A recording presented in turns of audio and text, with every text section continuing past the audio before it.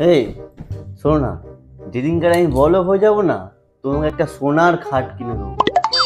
স্টিলের খাটে শুতে আর ভালো লাগে না গো।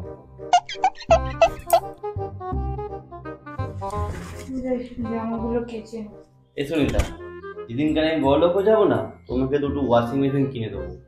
একটাতে দামি জামা কাপড় কাচার জন্য, একটাতে কম দামি জামা কাপড় কাচার। হ্যালো।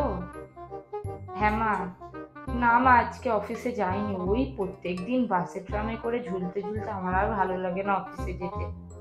না, এখন দুদিন একটু ছুটি নিয়েছি, পরে যাব। আচ্ছা, তুমি ভালো আছো তো? আচ্ছা ঠিক আছে, আমি পরে ফোন করছি। হ্যাঁ হ্যাঁ।